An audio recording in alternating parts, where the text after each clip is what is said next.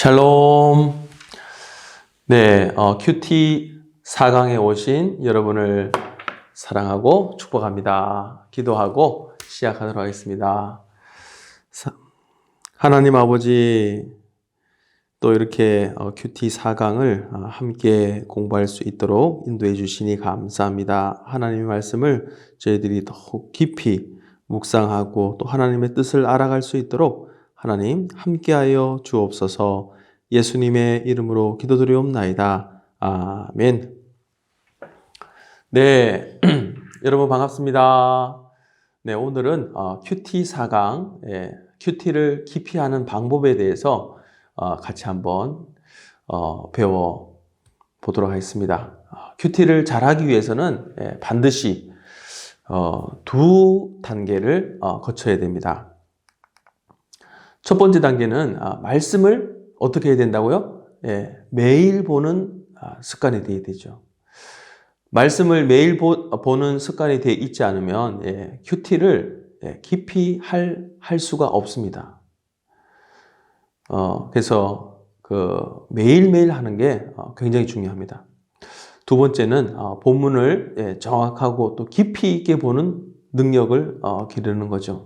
그래서 먼저 본문을 우리가 어떻게 관찰해야 되는가, 거기에 대해서 오늘은 한번 같이 한번 살펴보도록 하겠습니다. 마태복음 9장 1절에서 8절 말씀 가지고 말씀을 좀 깊이 같이 한번 보도록 하겠습니다. 마태복음 9장 1절에서 8절 제가 봉독해 드리겠습니다. 예수께서 배에 오르사 건너가 동네에 이르시니 침상에 누운 중풍병자를 사람들이 데리고 오거늘 예수께서 그들의 믿음을 보시고 중풍병자에게 이르시되 작은 자야 안심하라 내 죄 사함을 받았느니라. 어떤 서기관들이 속으로 이르되 이 사람이 신성을 모독하도다. 예수께서 그 생각을 아시고 이르시되 너희가 어찌하여 마음에 악한 생각을 하느냐. 내 죄 사함을 받았느니라. 하는 말과 일어나 걸어가라 하는 말 중에 어느 것이 쉽겠느냐. 그러나 인자가 세상에서 죄를 사하는 권능이 있는 줄을 너희로 알게 하려 하노라 하시고 중풍병자에게 말씀하시되 일어나 내 침상을 가지고 집으로 가라 하시니 그가 일어나 집으로 돌아가거늘 무리가 보고 두려워하여 이 권능을 사람에게 주신 하나님께 영광을 돌리니라. 우리가 말씀을 또 깊이 있게 정확하게 보기 위해서는 첫 번째로 여러 번 정독하는 게 굉장히 중요합니다. 한 번 읽어서 이해가 안 되면 두 번 읽어서 또 이해가 안 되면 세 번, 그래도 안 되면 네 번, 계속해서 여러 번 읽는 게 정독하면서 읽는 게 굉장히 중요하죠. 그래서 그 본문이 충분히 이해가 될 수 있도록 그렇게 하는 게 굉장히 중요합니다. 그 다음에 육하 원칙, 그죠? 그래서 이 육하 원칙이라는 것은 역사 기사, 또 보도 기사, 그런 문장을 쓸 때 지켜야 하는 기본적인 원칙이죠. 누가, 또 언제, 어디서, 무엇을, 어떻게, 왜, 이 6가지를 말을 하고 있습니다. 본문의 전체 뜻을 파악하는데 이 육하 원칙을 적용해서 하면 아주 쉽고 또 정확하게 잘 정리가 되겠죠. 지금 현재 우리가 읽은 이 본문을 가지고 육하 원칙으로 하게 되면 첫 번째 언제입니까? 배를 타고 한 동네에 건너오신 때, 그죠? 어디서입니까? 배를 타고 건너오신 동네, 바로 본 동네, 자기 마을이라는 겁니다. 세 번째는 누가? 예수님이 중풍병자로부터 중심 인물은 바로 두 사람으로 각기 다르게 볼 수 있습니다. 무엇을? 예수님이 중풍병자를 고쳐주는 것을, 그죠? 또 죄를 사해 주신 것을, 그렇게 하면 되겠죠? 다섯 번째, 어떻게 예수님이 말씀으로, 그죠? 말씀으로 죄 사함과 병 고침의 능력을 보여주셨다라는 거죠. 그러면 여섯 번째는 왜 고쳐주셨습니까? 중풍병자를? 예수님께서 병 고치시는 능력 외에 죄 사하는 권세가 있음을 알게 하기 위해서 그 중풍병자를 그렇게 고쳐주신 겁니다. 하나님의 아들이시며 구원자이심을 알리시기 위해 죄 사함을 말씀하셨다는 겁니다. 자, 그 다음에 우리가 또 묵상을 잘 하기 위해서는 세 번째로 중심 단어가 뭔지 우리가 잘 기억을 해야 됩니다. 중심 단어는 그 내용에서 없어서는 안 되는 중요한 단어를 말합니다. 그래서 이 중심 단어는 반복되는 경우가 있으며 또 반복되는 말이 중심 단어일 경우가 확률이 높죠. 주로 하나님, 또 인물 등이 중심 단어가 되어지죠. 그래서 어떤 사건의 주인공, 또 반복되는 단어가 중심 단어가 됩니다. 위에 본문에서는 반복되는 게 중심 단어가 뭡니까? 예수님, 또 주인공, 중풍병자, 그리고 서기관 혹은 무리, 이렇게 보면 되겠습니다. 그 다음에 목록을 작성하는 게 굉장히 중요합니다. 중심 단어를 중심으로 설명되는 내용들을 모아서 잘 정리를 하면 또 이해가 더 잘 되겠죠. 그래서 1절에 보면 배를 타고 본 동네로 오셨다. 그 다음에 2절에는 중풍병자의 믿음을 보시고 죄를 사해 주셨다. 이런 식으로 1절의 중심 내용, 2절의 중심 내용, 또 3절에는 서기관들에게 신성 모독으로 비판받았다. 또 4절에는 서기관들의 악한 생각을 아심, 적으면 되겠죠, 그죠? 그래서 각 절마다 이렇게 요약을 하면은 훨씬 성경 말씀을 이해하는데 도움이 되겠습니다. 5절에는 병 고침과 죄 사함의 문제를 다시 질문하셨다. 또 6절에는 죄 사함의 권세가 있음을 선포하셨다. 그죠? 그 다음에 6절은 예수님의 말씀대로 침상을 가지고 집으로 돌아갔다. 이제 예수님께서 그 중풍병자에게 이제 고침을 고쳐주시고 그가 이제 놀라서 너무너무 이제 기쁜 나머지 침상을 들고 돌아가는 그런 광경을 이렇게 요약을 하면 되겠죠. 그리고 5절에는 예수님께 병 고침과 죄 사함에 대한 질문을 받았다. 그렇게 기록하시면 되고 또 8절에는 두려워함, 하나님께 영광을 돌렸다. 기록을 하면 되겠죠. 그리고 다섯 번째는 대명사입니다. 우리가 본문을 살펴볼 때 이 대명사는 어떤 게 있습니까? 지시어, 이것, 그리고 저것, 혹은 또 그가, 저가, 이가, 그죠? 이런 말이 자주 등장합니다. 이 경우에 지시어나 대명사가 구체적으로 무슨 단어를 말하는지 명확하게 표현을 해주면 더 정확하게 본문을 이해할 수 있게 되겠죠. 2절에 그들의 라는 말이 나옵니다. 그들의는 바로 중풍병자를 데리고 온 사람들을 말하죠. 그리고 3절에 보면 이 사람, 그죠? 이 사람은 누구를 말합니까? 이 사람은 예수님을 말씀하고 있습니다. 그러니까 이런 단어의 대명사에 밑줄을 긋고 이 사람이 누군가, 또 그들은 또 누군가, 이것을 명확하게 하면 우리가 본문을 이해하는데 훨씬 더 이해가 더 잘 되겠죠. 4절에 보면 그 생각, 그 생각은 누구의 생각입니까? 서기관들의 생각을 말하죠. 그리고 7절에 보면 그가 말합니다. 그가 누굽니까? 7절에서 말하는 그가는 중풍병자를 말합니다. 하나하나 보면 간단하지만 이런 지시어나 대명사를 방치한 채 말씀을 계속 보다 보면 이해력이 점점 떨어지죠. 그가 누군지, 이가 누군지, 그래서 명확하게 체크를 해놓고 본문을 보게 되면 더 이해가 잘 되겠습니다. 그래서 명확하게 이해하기 위해서는 지시어들이 무엇을 말하는지 정확하게 파악을 해야 됩니다. 자, 그 다음에 비교와 대조입니다. 비교와 대조. 비교는 유사한 것을, 또 대조는 각기 다른 성격을 비교하는 것을 말합니다.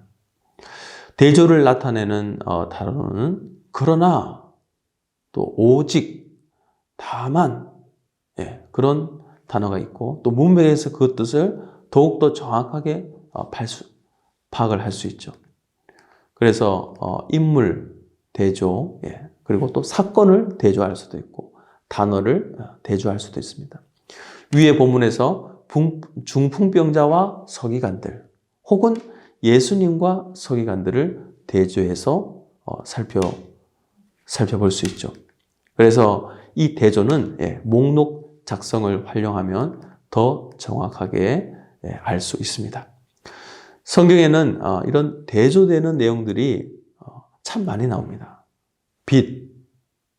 빛에 대조되는 것은 그렇죠. 어둠. 또 율법과 복음. 그죠? 율법과 복음. 이렇게 상반되는 두 가지를 대조함으로 진리를 드러내기 위해서 많이 사용을 하고 있습니다. 그리고 이단 중에는 신천지가 이 대조의 방법을 많이 사용하기 때문에 우리가 특별히 더 주의를 해야 되죠. 신천지는 성경을 가르칠 때 시비유로 시작을 합니다. 시비유. 그래서 그들이 성경을 가르치는데 가장 많이 사용하는 방법이 바로 비교와 대조죠. 성경의 두 가지 대조되는 사상들을 대비시켜서 설명을 합니다. 모든 말씀에는 짝이 있다고 그렇게 말을 하면서 이 신천지들은 비교와 대조의 방법들을 많이 사용을 합니다. 그래서 처음 공부를 접하는 사람들은 그렇구나. 딱딱 맞아떨어지네. 구약 또 신약의 그 말씀에 맞는 말씀들을 다 가져다가 비교하고 대조하다 보니까 딱딱 맞아떨어지게 합니다. 그 본문의 배경이나 또 상황은 전혀 고려하지 않고 그냥 필요한 말씀만 딱딱 갖다 붙입니다. 그래서 신앙이 얕은 사람, 그리고 남의 말 듣기를 또 좋아하는 사람들은 이런 데 빠지게 되면 딱딱 맞아떨어지니까 시원함을 느끼면서 거기에 딱 빠져들게 되는 거죠. 우리가 이 대조를 살펴보는 것은 성경을 연구하는데 아주 유익합니다. 그런데 신천지는 두 가지 대조, 빛과 어둠, 선과 악, 영과 육, 생명과 죽음을 대조하면서 이원론적으로 해석의 틀을 교착시키죠. 그래서 이 이원론적 틀을 기준으로 거짓과 참을 대조함으로써 신천지야말로 진정한 참 진리를 증거하고 있는 것처럼 그렇게 말을 합니다. 그래서 이처럼 이렇게 이단들이 먼저 더 당당하게 양의 털을 쓰고 있기 때문에 우리는 그들의 속셈을 우리가 잘 알아야 되겠습니다. 그래서 우리가 이렇게 성경을 정확하게 또 깊이 있게 이런 대조 또 비유 또 이런 여러 기법들을 우리가 잘 공부해 놓으면 이런 이단 사상에 빠지지 않게 되게 되는 거죠. 그래서 신천지들이 주로 이제 에덴 동산은 생명나무를 많이 얘기합니다. 그래서 생명나무와 선악과, 그래서 선에 속한 것, 또 악에 속한 것, 이렇게 얘기를 하면서 하나님의 씨와 사단의 씨, 이런 것들을 이렇게 가져와서 그들의 그 교리를 풀어나가는 그런 경우를 우리가 많이 보게 되죠. 그래서 우리가 이 하나님의 말씀을 깊이 있게 우리가 정확하게 알게 되면 우리가 이단 사상에 빠지지 않게 되고, 또 우리가 하나님의 말씀을 더욱 깊이 있게 알게 되는 거죠. 그리고 우리가 하나님의 말씀을 정확하게 묵상하기 위해서는 인물 대조가 굉장히 중요합니다. 그래서 사무엘서에는 중요한 인물들이 나오게 되죠.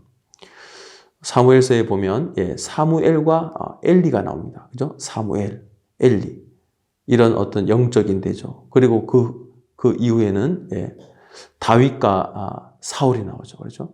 다윗과 사울. 하나님께 새로운 기름을 부음받고, 이 사울은 이스라엘의 초대 왕이지만 처음에는 하나님의 그 명령대로 아주 잘했습니다. 하지만 하나님을 실망시키고 결국에는 하나님 앞에 버림을 받게 되죠. 사무엘과 엘리의 비교는 단순하게 나이 많은 지도자와 또 나이 어린 사무엘의 비교가 아니라 그들의 영적인 상태와 모습들을 세밀하게 대조시키므로 또 하나님께서 어떤 사람을 기뻐하시는가 우리가 알 수 있습니다. 특히 사무엘이 하나님의 음성을 듣는 것을 통해서 하나님께서는 나이보다 또 지위보다 하나님을 경외하는 사람을 사랑하고 만나주신다는 것을 우리가 알 수 있게 되죠. 자, 그러면 엘리와 사무엘이 어떻게 대조되는지 한번 보도록 하겠습니다. 여기에서 우리가 주의해 볼 것은 사무엘과 이 엘리의 신앙적인 모습을 직접적으로 설명된 부분이 있고, 또 은유적인 방법으로 대조시킨 그런 대조도 있다는 것입니다. 이러한 대조를 통해서 더 명확하게 또 분명하게 강조하고 있죠. 사무엘서 3장에는 하나님께서 사무엘을 부르시는 장면이 나옵니다. 거기서 대조되는 부분은 2절에 엘리의 눈은 점점 어두워가고, 그리고 3절에 보면 여호와의 등불은 꺼지지 않았다. 이것을 통해서 육적인 눈의 어두움과 또 밝은 여호와의 전에 누워 있다고 설명을 하고 있습니다. 단순한 사실 비교 같지만 영적인 상태를 문학적으로 표현하면서 대조하고 있는 것을 우리가 보게 되죠. 다음은 수사학적 표현을 살펴보는 것이 굉장히 중요합니다. 강조, 이 강조법, 요나서 1장에 강조법이 아주 많이 나옵니다. 요나는 니느웨로 가라는 하나님의 말씀을 거역하고 다시스로 가는 배를 타게 되죠. 결국 어떻게 됩니까? 큰 풍랑을 만나서 고생하고 결국 바다에 던져지죠. 이 과정에 나타나는 변화들을 성경을 통해서 살펴보게 되면 풍랑의 변화를 먼저 한번 보겠습니다. 요나가 이 배를 타고 출발했을 때 큰 풍랑이 일어나게 됩니다. 어떤 풍랑인지는 잘 모르지만 큰 폭풍이었고 항해에 적지 않은 어려움을 겪게 되었습니다. 4절에 보면 바다 가운데 큰 폭풍이 일어나 선원들이 이 폭풍의 원인을 알고자 하여 요나를 뽑았을 때 풍랑을 살펴보겠습니다. 11절에 보면 바다가 점점 흉흉한지라. 그죠? 바다가 점점 흉흉한지라. 그리고 13절에는 뭐라고 되어 있습니까? 바다가 그들을 향해 점점 더 흉용함으로. 그죠? 예. 자, 이상에서 살펴볼 때 풍랑은 시간에 따라서 큰 폭풍에서 그 다음에 뭘로 발전했습니까? 점점 흉용했다. 그 다음에 어떻게 됐습니까? 점점 더 흉용한 모습으로 변하고 있죠. 강조법이 사용되어 그 상황을 정확하게 보여주고 있는 것입니다. 그 다음에 풍랑에 대한 선원들의 변화, 이 선원들의 그 태도의 변화를 보면 처음 풍랑을 만났을 때는 어떻습니까? 5절에 보면 두려워하여 풍랑의 원인이 제비 뽑기를 통해 요나에게 있었다는 것을 알았을 때 10절에 보면 심히 두려워하여 요나를 바다에 던지고 풍랑이 그쳤다. 심히 두려워했다. 16절은 그 사람들이 크게 두려워하여, 그죠? 그 사람들이 크게 두려워하여. 하나님에 대한 선원들의 그 변화는 5절에 보면 풍랑이 처음 일어났을 때는 자기 신들의 이름을 불렀다 그랬습니다. 하나님에 대해서는 그들은 관심이 없었습니다. 풍랑이 막 일자 배가 흔들리고 이제 죽게 되니까 자기 신들의 이름을 막 구합니다. 6절에 보면 내 하나님께 구하라. 혹시 우리를 망하지 않게 하실지 모르겠다. 그 다음에는 더 이제 풍랑이 심해지고 자기 신들의 이름을 불러봤지만 아무 소용이 없자 내 하나님께 구하라. 혹시 우리를 망하게 하실지, 망하지 않게 하실지 모르겠다. 이렇게 요청을 합니다. 14절에 보면은 요나를 바다에 던지는 것 외에 아무 대안이 없다는 것을 판단하죠. 그때 그들이 어떻게 합니까? 여호와께 부르짖고 또 구했다 말씀하고 있습니다. 16절에 보면 풍랑이 그친 후 어떻게 되었습니까? 여호와께 제물을 드리고 서원했다 나오게 되죠. 시간의 변화에 따라서 풍랑의 모습과 또 선원들의 심리 변화 그리고 하나님에 대한 그들의 태도 변화 이런 점층법과 강조를 통해 잘 이 본문이 설명하고 있다는 겁니다. 이런 강조법은 마치 그때의 모습을 영상으로 보여주는 것처럼 생생하게 기록을 묘사를 할 수 있죠. 자, 그리고 이 비유는 뭐냐? 비유는 직접 설명하지 않고 다른 비슷한 현상이나 사물을 빗대어서 설명하는 방법으로 직유법과 은유, 그리고 제유법, 대유법이 있습니다. 성경의 모든 부분이 비유로 되어 있지는 않죠. 비유로 된 부분도 있고 또 그렇지 않은 부분들이 훨씬 더 많이 있다는 것입니다.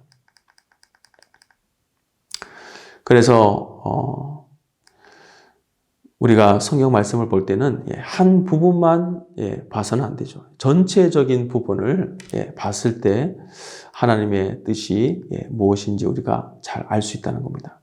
이 비유 해석은 비유로 되어 있는 부분만 해석하면 안 됩니다. 그 비유도 그 문맥 속에서 이해를 해야 된다는 거죠.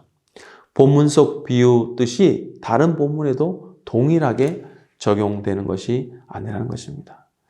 같은 단어로도 문맥에 따라서 뜻이 달라집니다. 그렇기 때문에 문맥 속에서 이해를 해야 됩니다. 그리고 그 본문, 그리고 그 장, 더 나아가서 성경 전체의 뜻에 위배되지 않도록 해야 되는 거죠.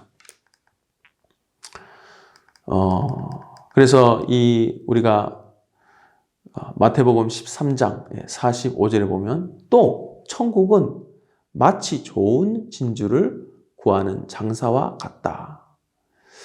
자, 그러니까 천국이 어떻다는 거죠? 천국은 진주를 구하기 위한 이 장사와 같다는 거죠. 그래서 이 천국을 사기 위해서 어떻게 합니까? 나의 전 재산을 팔아서 이 천국을 사게 되는 거죠. 진주를 구하는 장사는 이 상인과 같다는 겁니다. 그래서 천국은 진주 상인이 가장 좋은 진주를 구하기 위해 작은 진주를 포함해서 모든 것을 버리고 가장 좋은 진주를 구하는 그 태도로 가는 것이다. 그리고 이 천국은 가장 좋은 진주와 같은 곳이고, 천국은 모든 것을 버리고 얻을 만한 그런 가치가 있는 것임을 예수님은 비유를 통해서 말씀해 주신 거죠. 에베소서 6장 6절에는 눈가림만 하여 사람을 기쁘게 하는 자처럼 하지 말고 그리스도의 종들처럼 마음으로 하나님의 뜻을 행하라 말씀하고 있습니다. 어떤 행동을 해야 할지 구체적인 비유를 말씀하고 있죠. 사람을 기쁘게 하기 위해 일하는, 적당히 회사나 직장에서 일하는 사람들의 이 잘못된 태도처럼 살지 말라고 말씀하고 있습니다. 또한 이사야 1장 18절에 보면 여호와께서 말씀하시되 오라 우리가 서로 변론하자. 너희 죄가 주홍 같을지라도 눈과 같이 희어질 것이요 진홍같이 붉을지라도 양털같이 되리라. 이것은 구체적인 비유를 하고 있죠. 죄는 보이지 않기 때문에 죄는 진홍같이 너희 죄가 주홍 같을지라도 눈과 같이 희어질 것이요 진홍같이 붉을지라도 양털같이 되리라. 구체적인 비유를 하고 있는데 죄는 보이지 않기 때문에 색깔이 없죠. 그러나 주홍과 진홍으로 그 비유를 하고 있습니다. 또 깨끗한 것도 모양도 없지만 눈과 양털로 비유를 해서 깨끗해진 모습을 느끼게 이렇게 비유 방식을 사용을 하고 있다는 것입니다. 요한복음 14장 6절에 보면 예수께서 이르시되 내가 곧 길이요 진리요 생명이다 말씀하셨습니다. 예수님이 길이라면 어떤 길입니까? 고속도로입니까? 아니면 국도입니까? 이런 도로를 말하는 것이 아니라 예수님은 하나님께로 갈 수 있는 유일한 구원의 길임을 말씀하고 있습니다. 이것은 은유법으로 설명된 구절이죠. 이 비유 해석은 이단들이 많이 사용을 합니다. 그래서 특별히 이 이단 신천지는 마태복음 13장 13장이나 또 25장에 이 천국에 가는 이 비유들을 많이 사용을 합니다. 신천지식 해석이죠. 이런 돌출된 비유 해석을 기준으로 해서 또 다른 본문에서 비유로 하신 말씀들을 동일하게 대입해서 해석하는 그런 경우가 많이 있습니다. 마태복음 13장 가라지 비유에서 예수님께서 24절에 천국은 좋은 씨를 제밭에 뿌린 사람과 같으니 라고 비유로 말씀하셨습니다. 그리고 제자들에게 37절부터 이렇게 설명하시죠. 좋은 씨를 뿌리는 이는 인자요. 또 밭은 세상이니 좋은 씨는 천국의 아들들이요.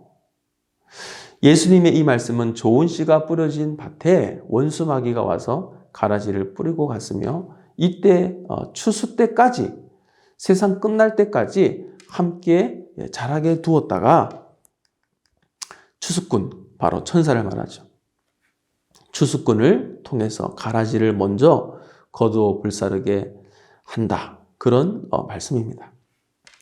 이 비유의 신천지식 해석은 예수님께서 좋은 씨를 뿌리신 제 밭, 인자가 뿌리신 밭, 이것은 예수님의 그 세상이죠. 근데 교회 안에 가라지를 뿌린 마귀도 같이 있기 때문에 세상 끝인 지금의 때에 심판이 있기 때문에 알곡들을 천국으로 들이는 작업이 필요하고 또 신천지인은 가라지가 덧부러진 교회 안에 알곡들을 참된 진리가 있는 곳, 바로 자신들의 이 신천지로 인도해야 하는 사명이 있다고 말을 합니다.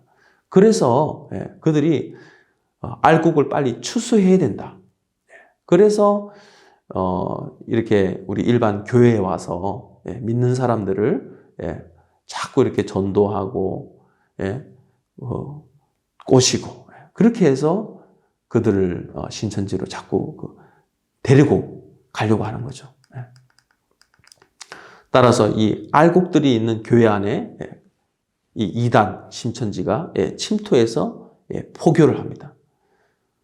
그들이 포교하는 것은 그들에게는 추수꾼으로서 사명을 잘 감당해야 하기 때문에 그들이 그렇게 할 때 그들은 충성된 일꾼이 되게 되는 거죠. 이렇게 성경의 비유를 잘못 풀어서 하게 되면 이런 이단이 나오게 되는 겁니다.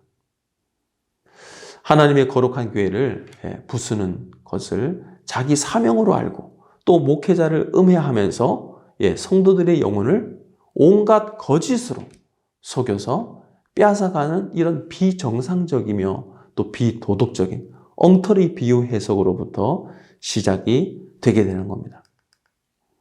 그래서 이들은 성경을 이용하여 교리화했기 때문에 깊은 내용을 알지 못하는 신천지에 빠진 사람들은 마치 자신들이 저지르는 이런 악한 행동이 성경에서 말한 대로 순종하는 것으로만 생각을 하게 되는 거죠.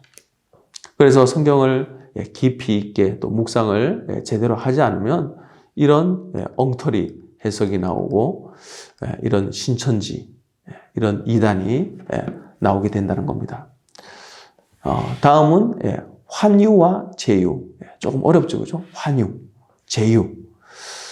환유와 제유는 무슨 사람 이름 같지 않습니까, 그죠? 형제 이름 같은데 우리에게는 익숙하지 않은 그 단어입니다. 그러나 이것이 환유와 제유는 바로 비유법 중에 하나다라는 거죠. 성경에 사용된 다른 수사법으로 대유법이 있습니다. 이 대유법은 사물의 명칭을 직접 쓰지 않고 사물의 일부나 특징을 들어서 그 자체나 전체를 나타내는 비유법으로 환유와 제유법이 있습니다. 그래서 이 환유법은 표현하고자 하는 사물의 특징 전체를 나타내는 방법으로 일종의 연상법입니다. 예를 들면 요람에서 무덤까지라는 말이 있죠, 그죠? 요람에서 무덤까지. 요람은 뭐죠? 요람은 탄생. 또 무덤은 죽음을 나타냅니다. 요람에서 무덤까지. 바로 탄생과 죽음을 나타내는 사용하는 뜻을 전체를 나타낸 것이 바로 요람에서 무덤까지죠. 제유법은 같은 종류의 사물 중에 어느 한 부분을 들어 전체를 나타내는 겁니다. 우리가 가장 많이 쓰는 말 중에 강태공이라는 말은 바로 낚시를 좋아하는 사람들 혹은 낚시꾼 전체를 의미하는데 사용이 되게 되죠. 성경에는 이런 비유법이 어떻게 사용이 되었을까요? 사도 바울은 로마에서 믿음에 대해 율법을 말을 합니다. 율법이라는 단어는 성경 곳곳에 많이 등장을 하죠.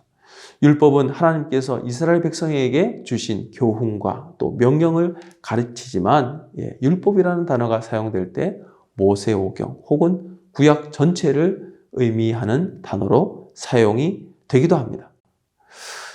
부분이 전체를 설명하는 이 제유법에 해당이 되게 되죠. 오늘 우리가 묵상을 통해서 우리가 성경을 어떻게 하면 더 깊이 있게 말씀을 함께 나눌까 같이 보았습니다. 우리가 성경 말씀을 볼 때 이 중심 단어, 그죠? 중심 단어를 정확하게 파악을 하고 그 다음에 또한 이것, 저것, 그들 이런 그 지시 대명사 이런 것들을 또 잘 체크해 놓고 그 다음에 육하 원칙에 따라서 말씀을 보는 것이 굉장히 중요하다고 말씀을 드렸습니다. 이렇게 육하 원칙에 따라서 본문 말씀을 볼 때 명확하게 또 정확하게 본문이 이해가 된다 말씀드렸습니다. 또 이 중심 인물의 그런 어떤 상황 변화, 또 심리 변화에 대해서 또 체크를 하고 보면은 그런 어떤 점층적인 심리 변화와 또 그런 상황들을 더 잘 이해할 수 있다고 말씀드렸습니다. 우리 그러면 문제 4강 문제를 같이 한번 보도록 하겠습니다. 1번 기도로 시작하고 가로 안에 기도로 마치라. 또 두 번째 본문을 가로 안에 본문을 여러 번 이해되도록 충분히 읽으라. 그죠? 3번 본문에 가로 열고 육하 원칙을 적용하여 전체 뜻을 파악하라. 3번에는 육하 원칙 기록하면 되겠죠? 자, 4번 문제 중심 단어 가로 안에는 중심 단어 넣으면 되겠죠? 중심 단어를 찾아 표시하라. 자, 5번에는 중심 단어와 관련된 가로 안에 목록을 작성하라. 6번에는 수사학적 표현 가로 안에 비유, 강조, 대조 수사학적 표현을 유의하여 살펴보라. 7번은 시간적 표현에 주의하라. 8번은 가로 안에 결론적인 단어를 확인하라. 9번에는 숲, 가로 안에 전체, 숲과 나무, 가로 안에 부분, 숲 전체, 숲과 나무 부분을 동시에 조화롭게 보라. 10번 새롭게 깨달은 진리와 가로 안에 삶의 교훈을 정리하라. 이렇게 하면 되겠죠? 네, 계속해서 강의가 이어지고 있는데 과제가 밀리지 않도록 미리 하시고 또 집에서 우리가 함께 나눈 또 이런 본문들을 가지고 또 중심 단어를 한번 체크해 보시고 또 지시 대명사도 한번 체크해 보시고 또 반복되는 그런 단어들 또 한번 체크해 보시고 육하 원칙에 대해서 육하 원칙에 따라서 또 한번 적용해 보시고 이렇게 해서 더 풍성한 말씀을 깨달아 알고 또 그 안에서 하나님 주시는 또 귀한 그 보물들을 캘 수 있기를 간절히 소망합니다. 기도하고 마치겠습니다. 하나님 감사합니다. 4강을 또 잘 마치게 해주시니 하나님 감사드립니다. 하나님의 이 귀한 진리의 말씀들을 우리가 깊이 있게 묵상하고 또 그 속에서 하나님께서 주시는 또 진주 같은 또 귀한 하나님의 뜻을 우리가 깨달아 알 수 있도록 성령 하나님 함께하여 주옵소서. 예수님의 이름으로 기도드리옵나이다. 아멘. 감사합니다. 한 주간도 또 하나님 은혜 가운데 잘 보내시고 다음 주에 5강으로 찾아뵙도록 하겠습니다. 네, 감사합니다.